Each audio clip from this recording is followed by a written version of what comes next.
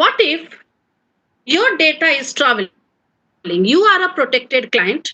The website from where you are accessing is genuine.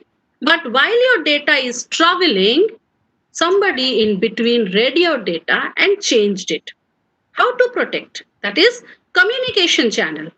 So, one way is that what you can convert your text into such a form which is readable but not understandable. Like if I say I want to send a message, my name is Sonali, it will get converted into something called a cipher text. You read it, you can. 2WBR9J, it is readable, but it is not understandable. Fine. So, this is what is cryptography. So, that is encryption. Cryptography is derived from two Greek words called crypto and grapho, that is secret writing. And we have encryption, where you have programs which will help to convert your plain text into cipher text. So this is how you are going to protect your data.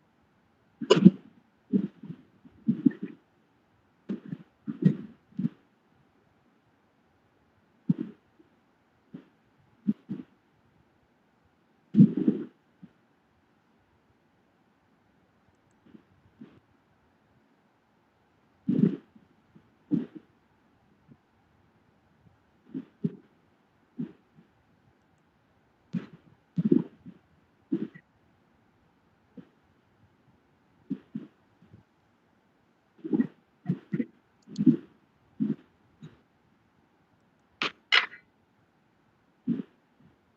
okay.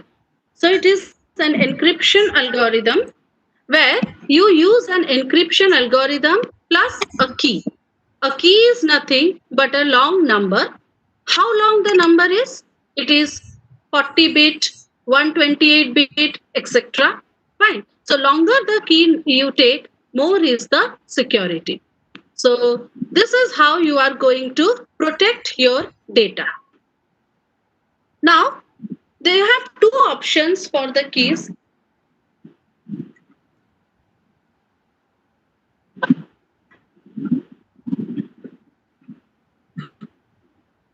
You have two options for the keys.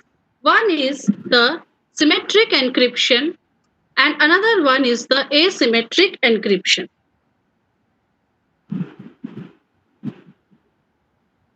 Okay.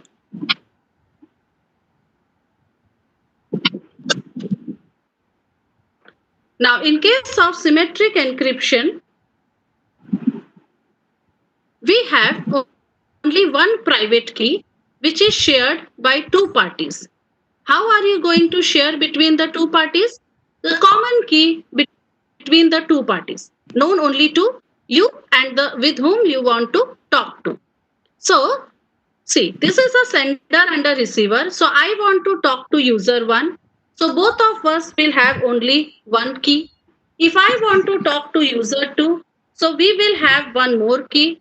This is how the number of keys will increase as the number of users increase.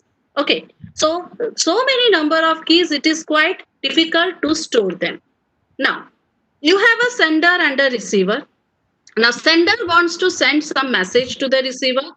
So he will convert the plain text into cipher text using the private key. Fine.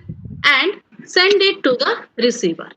Now, the receiver will do what? While it wants to read, it will convert the cipher text into plain text using the same private key. So, security is very good in case of symmetric encryption because you are sharing the key only between you and the receiver. But the problem is that so many keys will be formed. The number of user increases, the number of keys increases.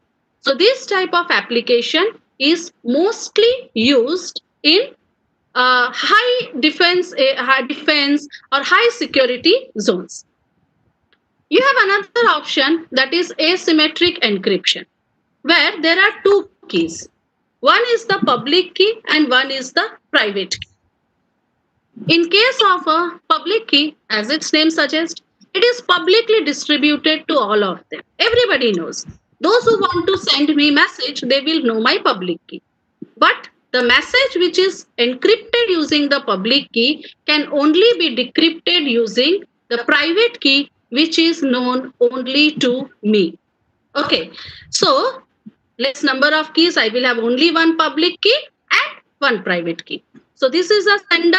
He wants to send some message to the receiver. So he will convert the plain text into ciphertext using receiver's public key. Okay, and send it to the receiver, and this message can only be opened with receiver's own private key. Nobody else can open the message.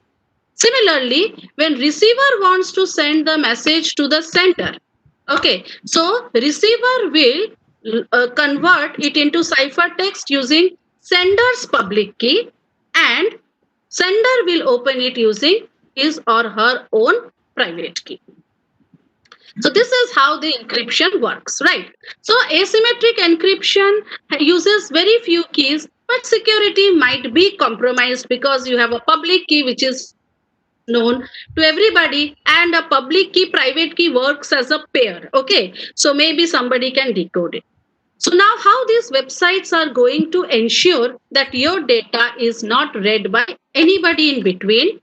So we see many times in the URL it is written HTTPS. Okay, now what does this S stands for? It is secure socket layer, right? Now secure socket layer protocol combines both symmetric as well as asymmetric encryption. See, in symmetric encryption, the problem was storing of keys. So what we can do is we can communicate using private key, but after our usage, we can destroy it. See, how does this HTTPS websites work? You are a user and you are accessing using a browser. Fine. So user is a browser. And you are requesting some web page. Say you have written https gmail.com. You want to open Gmail page. You sent a request to the web server. Now we feel what? That immediately the page gets loaded. But actually it does not happen. So many activities takes place in between. You know what? Whenever a request is received by the web server, first the web server will send his digital certificate to the browser to say that I am genuine. Okay, and it will also send its public key. Certificate contains public key. Okay, you remember. So public key it will have to send, because if the browser wants to send some message, he will encrypt it using the, so it has to be sent. Fine. Now, once the user says, yes, the certificate is valid, the date is valid, everything is fine. So now the browser will generate a private key. This private key is called as a session key because it will be active only for that session.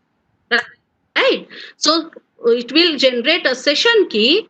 It will encrypt the session key because it is a private key. No, if you are sending and somebody reads, then there will be a problem. So what will they do? The browser will encrypt the private key or the session key using the public key sent by the web server. Now web server has got the encrypted session key, which it will decrypt using his own private key. The private key is known only to the web server. So now the session key is known to the browser and the web server, and the exchange of information now onwards, whatever the browser will send the message or web server will send the message, all the data will be encrypted and decrypted using the session key until the user says log out. Because when the client logs out, we say session over. So when the session is over, session key is discarded, And again, if he types gmail.com, all the process will start all over again. Fine. I hope it is clear to all. Now, servers most vulnerable to attacks. Okay, most vulnerable to attacks. Why? Because they contain web pages, they contain users' password file, customers' data file, everything the web server contains. Fine. So, always the hackers want the server data. Now, how to protect? See, lot of request comes to the server, right? So many requests. Everybody tries to request something from the server. If the server gives data or responds to everybody, then it may land up in trouble. If somebody says, give me the password file, and if the server responds, it will land in trouble, right? So, what we can do is, before the request goes to the server, let us keep a checkup, gate check, right? So, in offices, we have the security guards.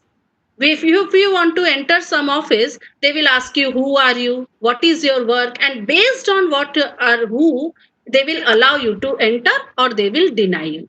Something like that we can do in servers. We can protect our servers by putting a firewall in front of it, right?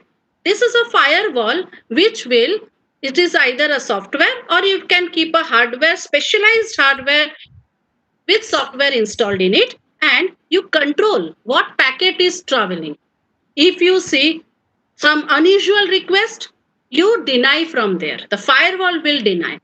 It provides a defense between the network and the internal outer network and the internal network. See here. This is a firewall. The server is protected by the firewall, right? So if you are a user one, you are giving HTTP request, it is allowed. So it allowed user one. But for user two, he is asking for a TCP request.